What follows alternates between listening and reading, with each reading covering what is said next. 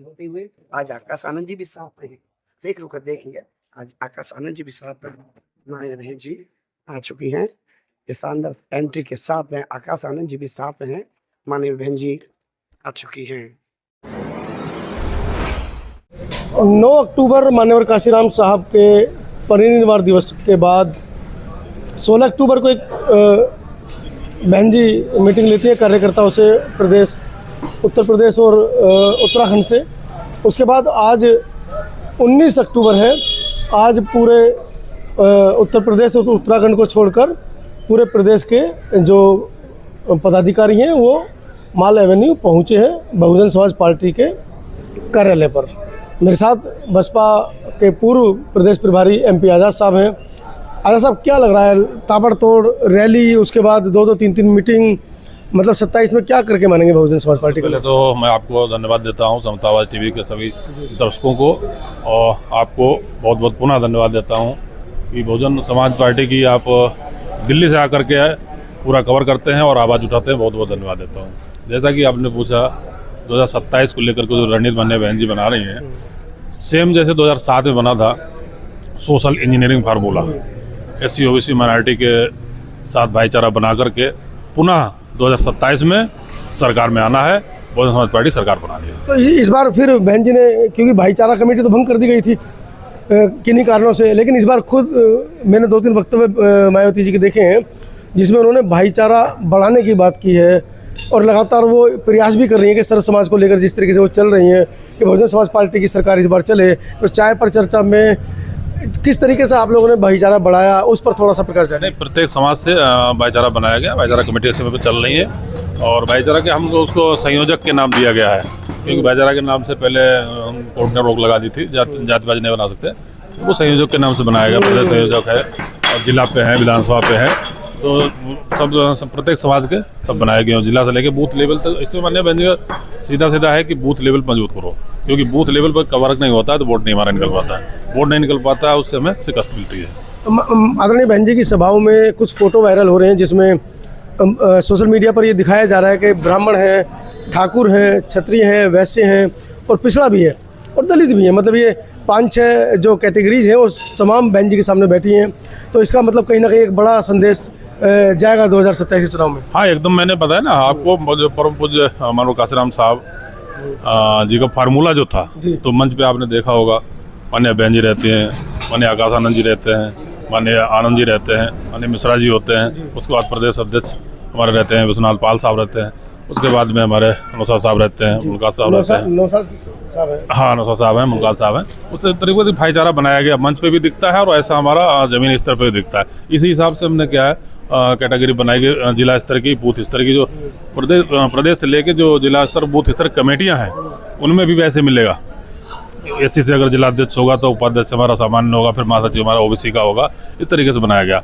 अगर OBC का जिलाध्यक्ष है तो फिर उपाध्यक्ष और महासचिव SC का होगा, उसके बाद में OBC का। इस तरीके से मतलब हर समाज मतलब मिलजुल कर रहे साथ में। हाँ, जब पूरे समाज पे जब तक वजह क्या सर्वजन नेता है, सर्वजन सुखाए, जब माननीय बहन जी ने नारा दिया, पार्टी का नारा है हमारा, तो सर्वजन में जब तक सारी जातियाँ नहीं होंगी, सब लोग नहीं होंगे, क्योंकि बहुजन समाज पार्टी की विचारधारा है, वो अम्बेडकरवादी विचारधारा है, तर्क संगत है। जब हमारी सरकारें रही हैं तो बेहतरीन शिक्षा, बेहतरीन स्वास्थ्य, बेहतरीन रोजगार देने का काम किया। और इस चीज़ को इधर 10 से 15 साल लगभग होने जा रहा है, चुनाव आने वाला है, तो इस चीज़ को युवा, बेरोजगार, बुजुर्ग सब समझ चुके हैं कि जो सच्चा सुशासन अगर है तो बहुजन समाज पार्टी में माननीय बहन जी के साथ हुआ है। तो एक बार ये बात भी आती है कि एक बहुत लंबा समय हुआ है बहुजन समाज पार्टी को सत्ता से दूर हुए।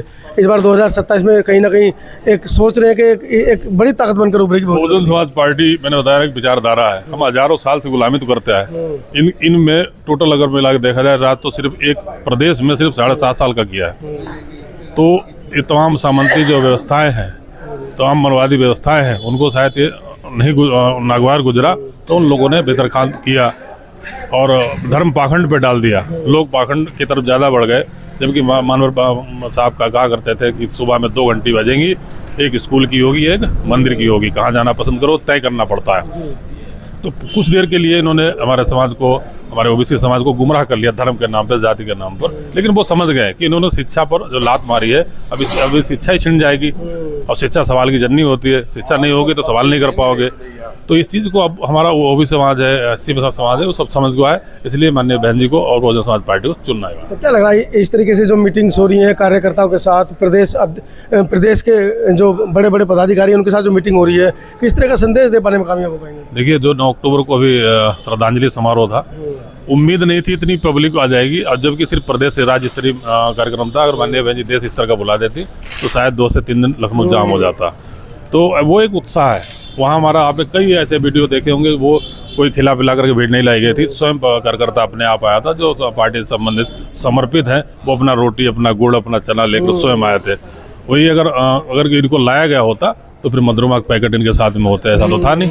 ये सब अपनी गुड़, चना, रोटी, बिरयानी बट रही होती और तमाम उनकी व्यवस्थाएं होती, ऐसा नहीं था। वो पब्लिक बनने बहन जी को, तमाम महिलाएं ऐसी थी बेचारी रो रही थी कि हम तो कहीं देख ही नहीं पाए बहन जी को, इतनी पब्लिक थी वो घुस ही नहीं पाए। या बहुत से ऐसे तमाम 2-3 लोग ऐसे थे जो गुम हो गए, अनाउंसमेंट उनको ढूंढा गया कि वो थे इधर, लेकिन धक्का मुक्की बहुत दूसरी साइड में पहुँच गए। खैर, क्योंकि श्रद्धांजलि समारोह था, बहुजन समाज पार्टी ये सब कार्यकर्ता अनुशासित होते हैं, कहीं पर कोई जनहानि नहीं हुई, कम नहीं। इतनी भीड़ होने के बावजूद सब एकदम अनुशासित तरीके से रहे। पूरा कार्यक्रम हुआ, श्रद्धांजलि समारोह, माननीय बहन जी आई, पूरा अपना स्पीच दिया, उसके बाद में प्रस्थान कर गए। सब पब्लिक आराम से सब चले गए। तो 2027 में किसको अपना प्रतिद्वंदी मान रहे हैं? देखो, जो सरकार में होता है प्रतिद्वंदी, वही लड़ाई हमारी सरकार से।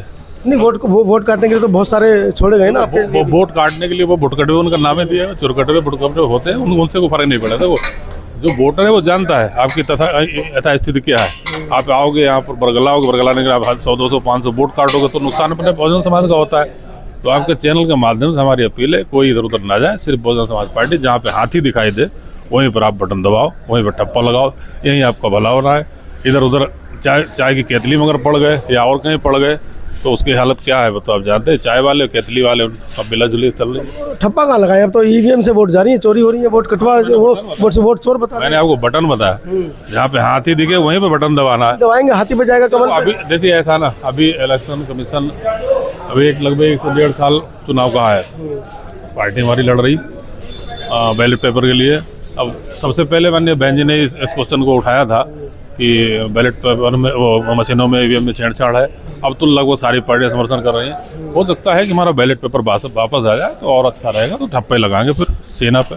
चलिए, कितनी भी परेशानियां हो जाएं, लेकिन बहुजन समाज पार्टी के कार्यकर्ता कभी निराश नहीं होते हैं, हमेशा आशावान रहते हैं। आज़ाद साहब से मैंने बहुत ऐसे सवाल पूछे जिनमें कि हो सकता है कि वो कुछ उकसा कर या कुछ भावना में बहकर कुछ गलत बयान भी दे सकते थे, लेकिन उन्होंने बड़ी समझदारी से सारे सवालों के जवाब दिए हैं। पूरी वीडियो के बारे में अच्छा साहब, एक चलते चलते आखिरी सवाल, युवा जो भटका है, और आदरणीय बहन जी भी कह रही हैं कि हम आपको वापस ले रहे हैं, कुछ नेताओं के बारे में बहन जी ने कहा कि जो भटक गए हैं, जो इधर उधर दूसरी पार्टियों में चले गए, उनके लिए भी रास्ते साफ कर दिए गए हैं। हाँ, बहुत से लोग हैं जिनको ज्वाइन कराया जा रहा है, किया गया, और आने वाले समय में इधर उधर जो चलेंगे उनके लिए रास्ता माननीय बहन जी ने खुला छोड़ दिया। वो आएंगे और जैसे अनुशासित ढंग से वो वर्क करते थे फिर करेंगे, और आना भी चाहिए, क्योंकि घर से रूट करके गए हो, आना तो अपने घर ही है।